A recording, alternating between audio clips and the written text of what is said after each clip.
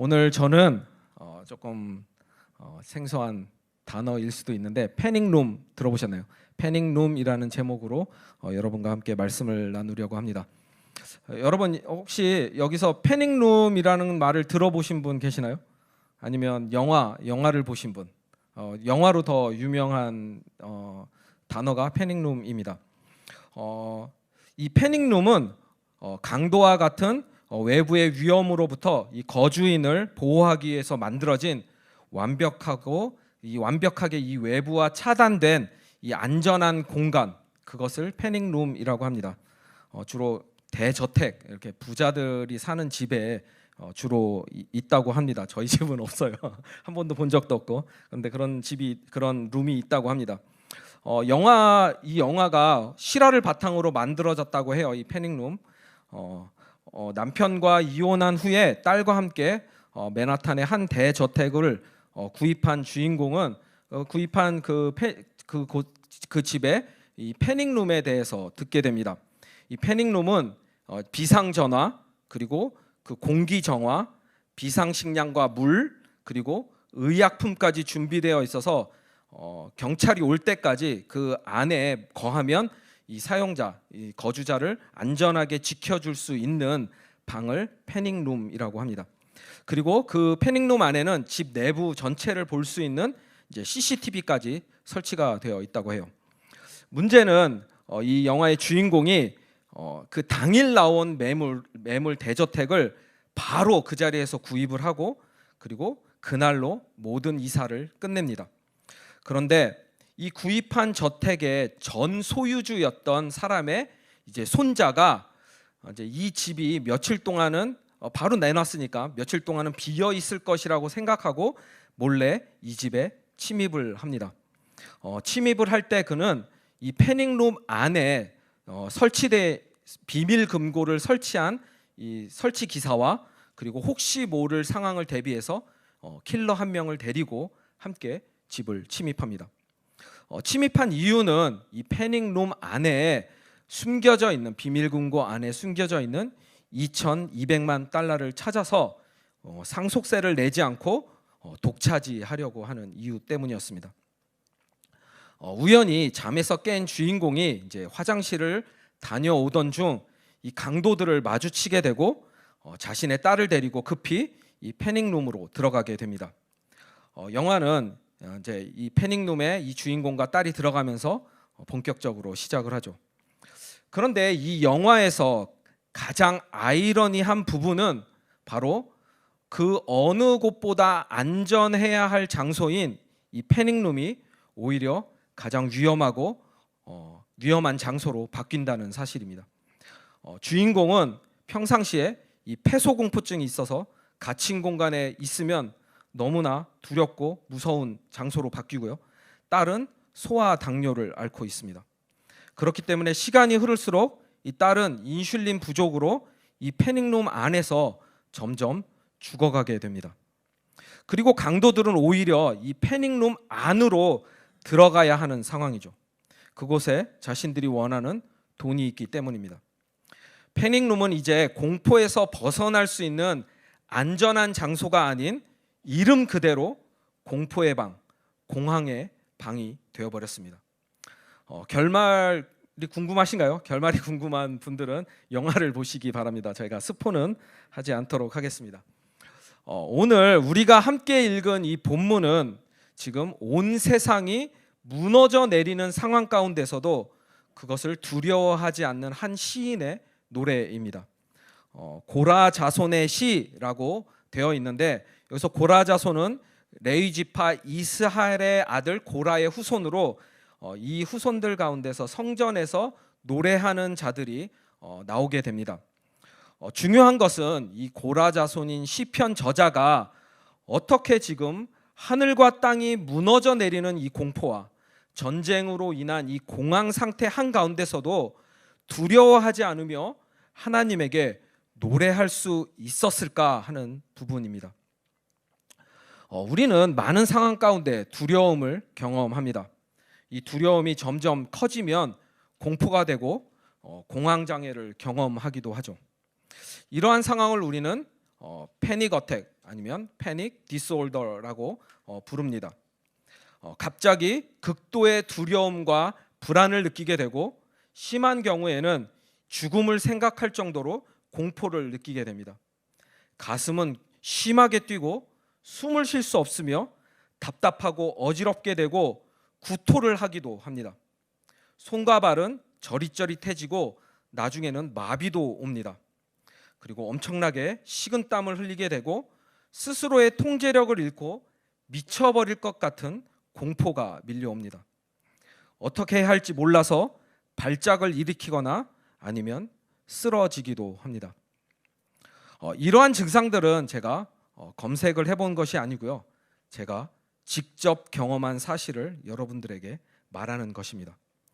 저는 지금도 가끔씩 심하지는 않지만 이 패닉 어택을 경험합니다. 여러분들 중에도 이러한 증상을 경험했거나 경험하고 있는 청년들이 있을 것 같아요.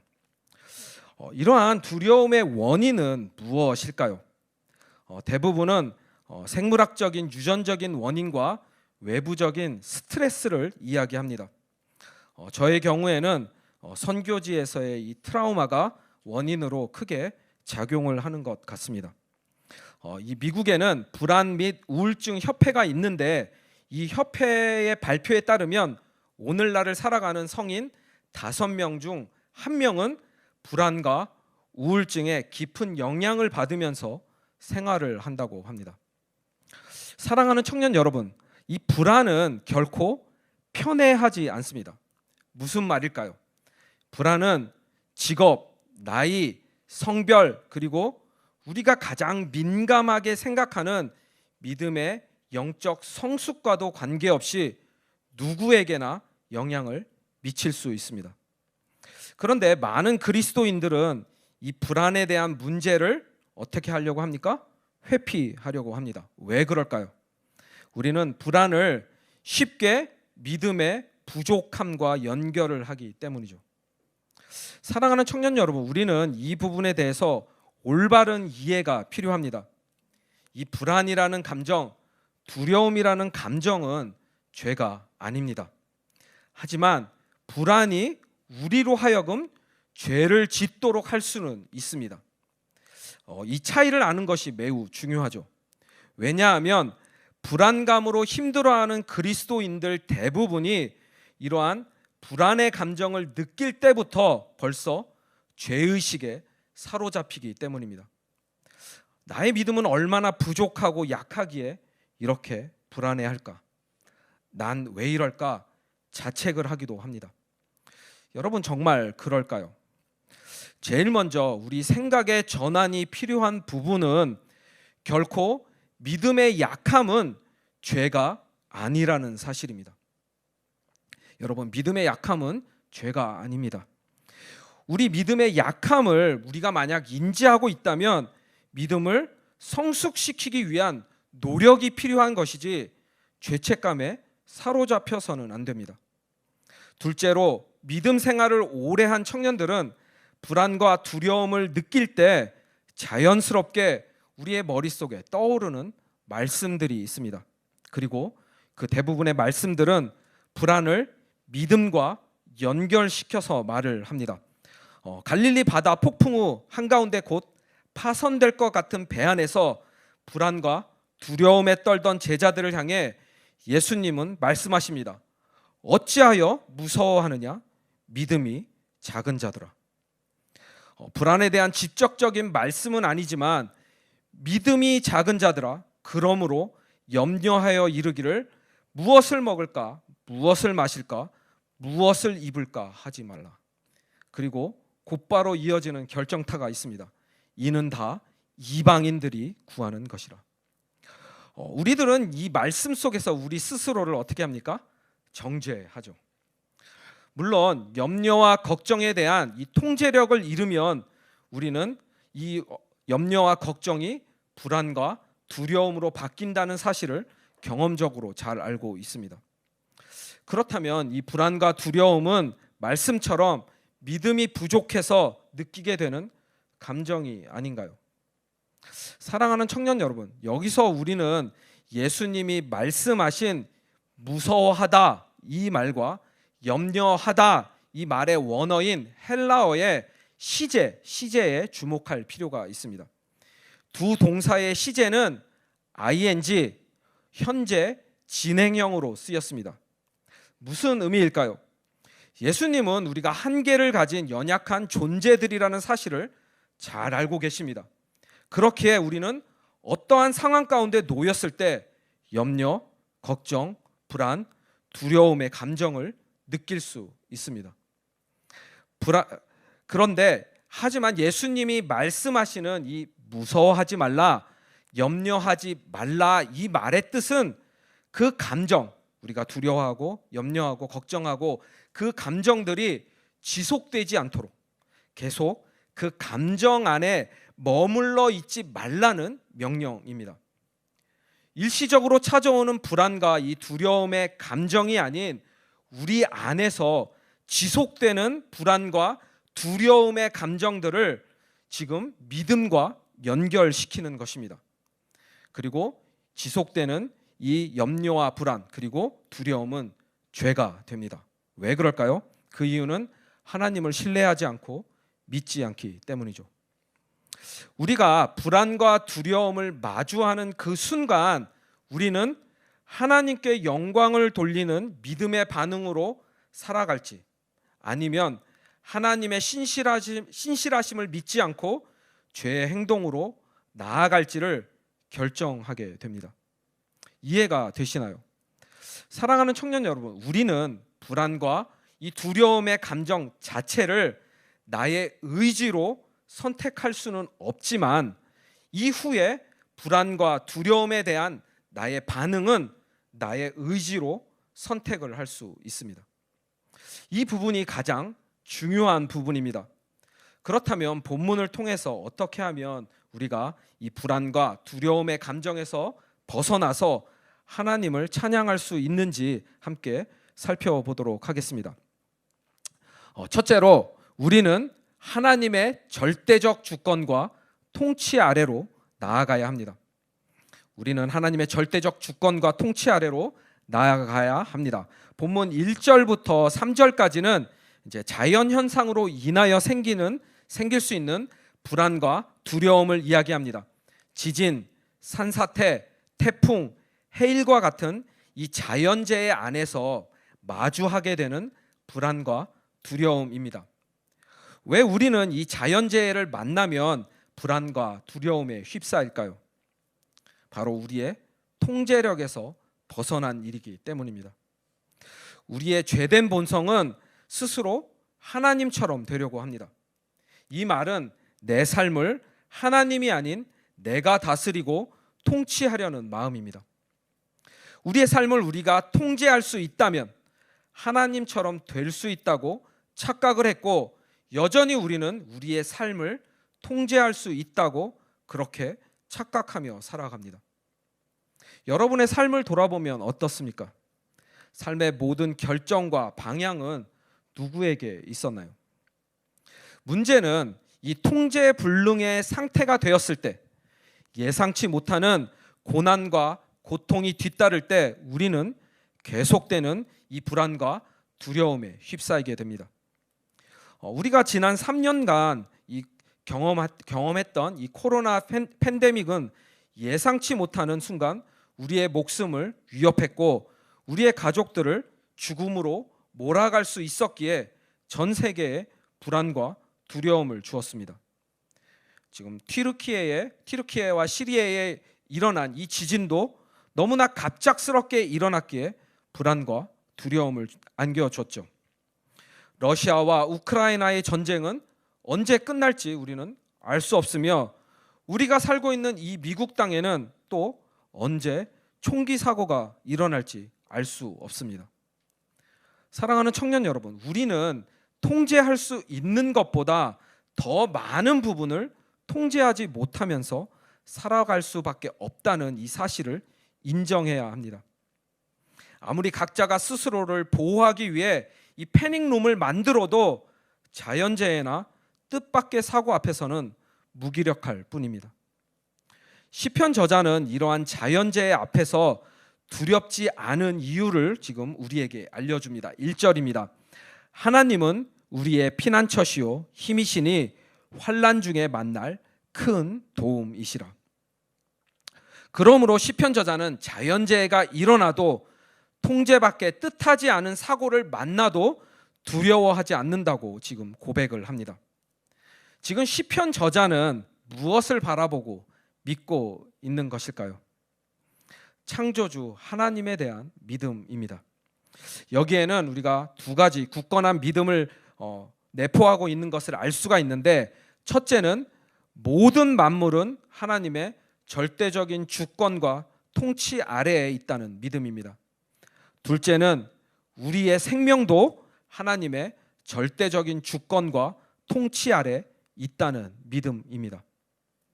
우리는 지식적으로 이 하나님의 신실하심을 믿어야 한다는 것을 알면서도 어떻게 해야 하는지 잘 모르는 경우가 많은 것 같아요. 그런데 이 믿음의 행동은 생각보다 쉽습니다. 특별히 신뢰에 관한 믿음은 더욱 그렇습니다. 사랑하는 청년 여러분, 여러분이 이 어린아이였을 당시에 그 당시를 한번 떠올려 보시길 바랍니다. 우리는 엄마 아빠와 함께 있으면 그 어떤 것도 무섭지 않았습니다. 정상적인 가정에 부모님과 함께 있는 아이들은 불안과 두려움이라는 이 감정을 거의 느끼지 못합니다. 옆에 무서운 강아지가 있어도, 그리고 발이 닿지 않는 수영장이나 바닷물 한가운데 있어도, 가파른 산을 올라갈 때에도, 깜깜한 밤길을 걸어갈 때에도 부모님이 함께 있다면 아이들은 평안합니다.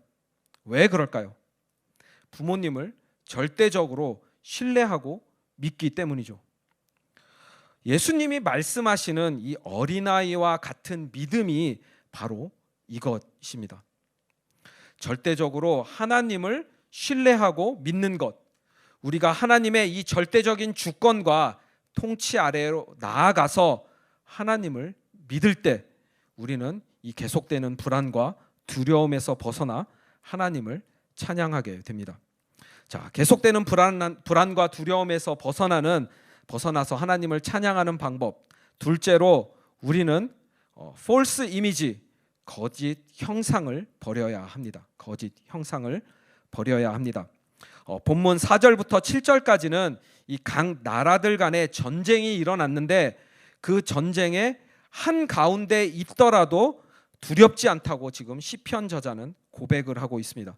본문 6절을 보면 문 나라가 떠들며 왕국이 흔들렸다고 말을 합니다.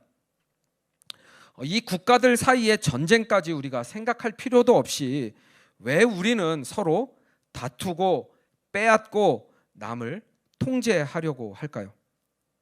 바로 우리의 높아지려는 마음 때문입니다. 그리고 이 세상은 우리에게 높아지라고, 계속해서 높아지라고 말을 합니다. 네가 만약 높아진다면 원하는 모든 것을 얻을 수 있다고 우리에게 속삭입니다. 여기서 우리는 false image, 거짓 형상을 만들게 됩니다. 그리고 이 거짓 형상은 바로 우상입니다. 거짓 형상은 우리에게 돈을 통제하여서 부유해지라고 속삭입니다. 사람들을 통제하여 성공과 권력의 정점을 향해 달려가라고 속삭입니다. 또한 상황을 통제하면 안전해진다고 말하죠. 사랑하는 청년 여러분, 우리가 이 세상을 살아가면서 일상에서, 현실에서 느끼게 되는 이 지속적인 불안과 이 두려움은 과연 어디서 올까요? 부자가 되기 위해서 돈을 통제하려고 했는데 오히려 돈의 노예가 되어 돈을 쫓아갑니다. 갑자기 주가가 폭락을 하고 부동산 경기가 바닥을 치면 우리는 극심한 두려움 가운데 휩싸이게 되죠.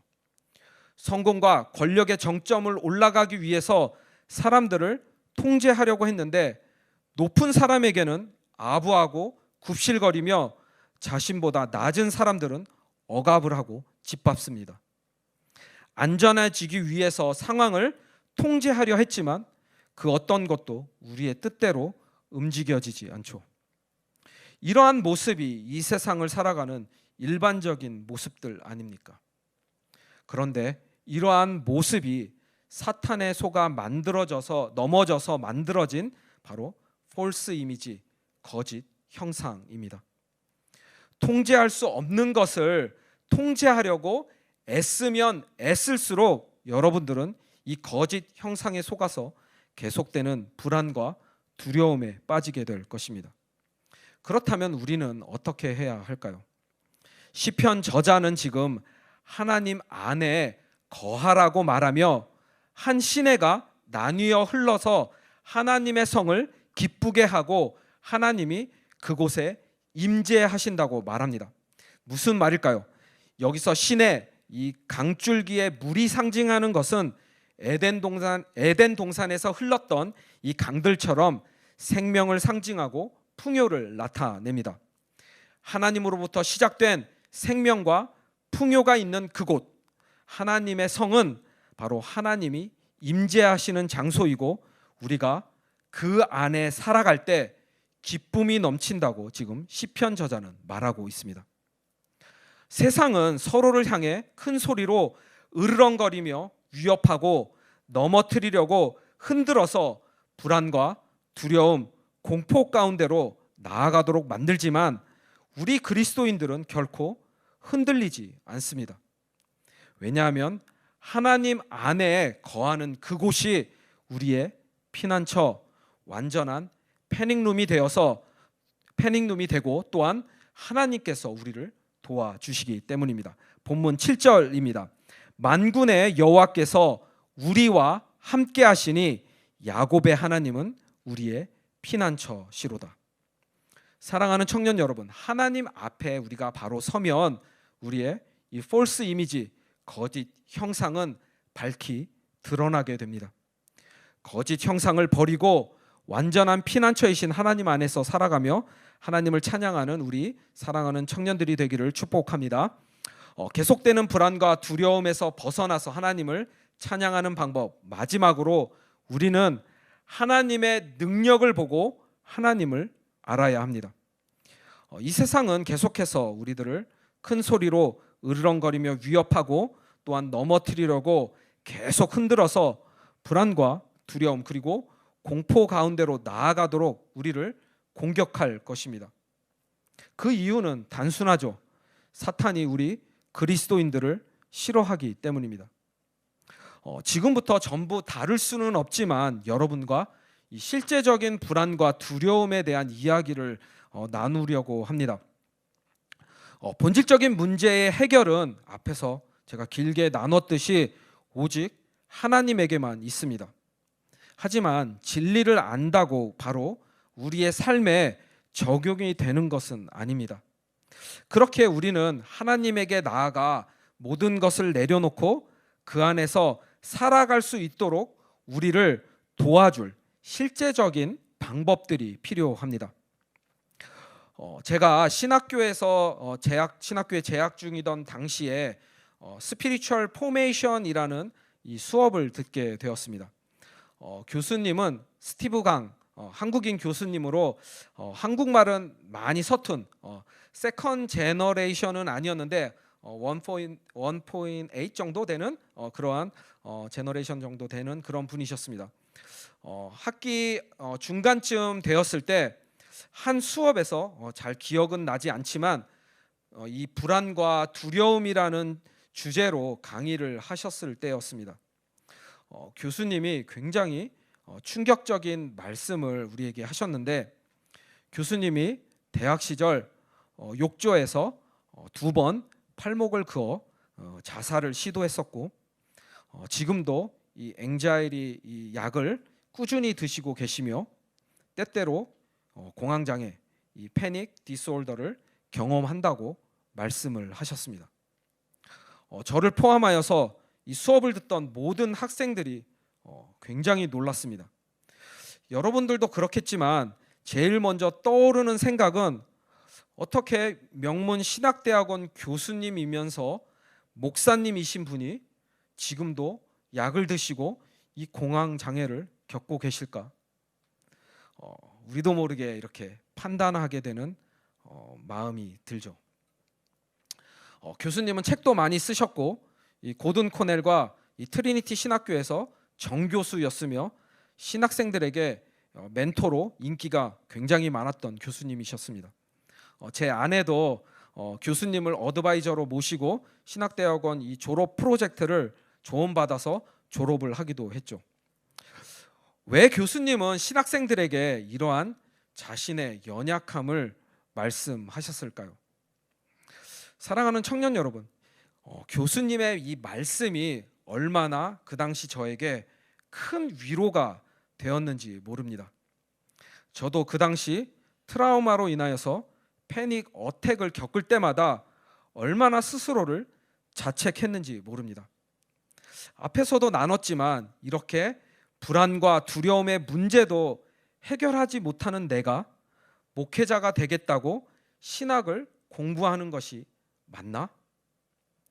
많은 그리스도인들, 특히 한국인 그리스도인들은 이 불안과 이 두려움을 뭐라고 생각합니까? 수치라고 생각을 하는 것 같아요. 그래서 감추려고 하죠.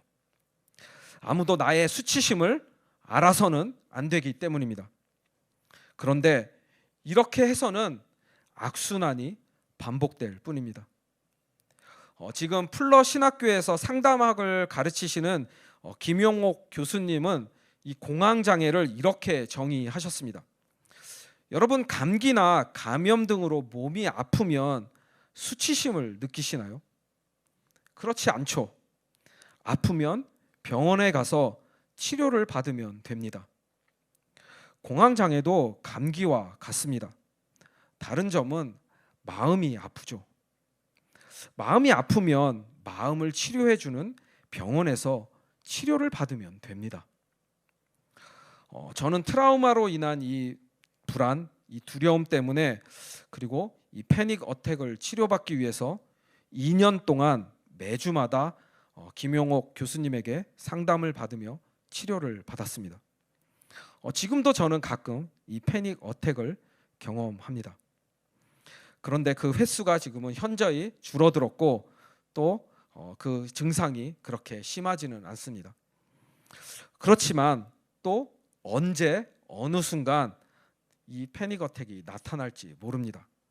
왜냐하면 이 불안과 두려움은 뜻하지 않게 우리를 공격하기 때문이죠. 그렇다면 치료를 위해 제가 한 것은 무엇이었을까요?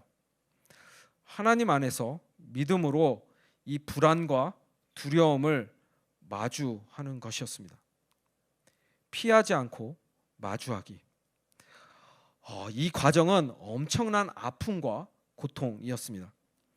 처음 3개월 동안은 상담을 받으러 가는 그 길이 지옥을 향하여 가는 것 같았고, 숨은 안 쉬어지고 식은땀은 흐르고 악몽을 꾸기도 하고 불안으로 불면증에 시달리기도 했습니다. 여러분, 저는 머리를 어디든지 머리만 이렇게 딱 대면 바로 잠이 드는 사람입니다. 그런데 이런 제가 불면증을 겪는다는 것 그 자체가 얼마나 고통이었겠습니까? 그렇게 2년을 상담받은 후에 제 마음의 병이 나았습니다.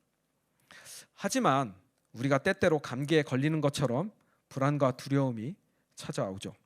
그러나 더 이상 이 불안과 두려움이 제 안에서 지속적이지는 않습니다. 왜냐하면 치료 방법을 찾았기 때문이죠. 사랑하는 청년 여러분, 저의 이야기 속에서 여러분들은 무엇을 발견해야 할까요? 근원적인 이 본질적인 불안과 이 두려움의 문제를 해결해 주시는 하나님의 능력과 섭리입니다. 이러한 하나님의 능력을 우리가 알고 체험을 해야 합니다. 시편 저자는 반복해서 강조를 합니다. 본문 7절과 11절 동일합니다. 만군의 여호와께서 우리와 함께 하시니 야곱의 하나님은 우리의 피난처시로다. 말씀을 마무리하도록 하겠습니다.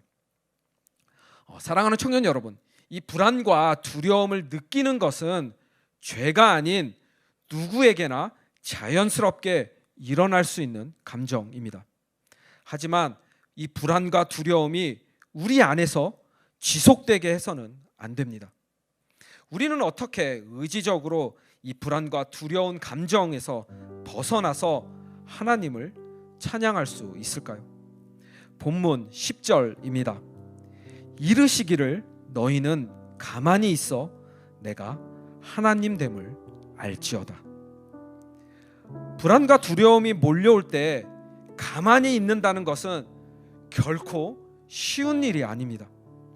더구나 우리가 불안과 두려움을 마주하며 하나님을 알아간다는 것은 더욱 어려운 일입니다.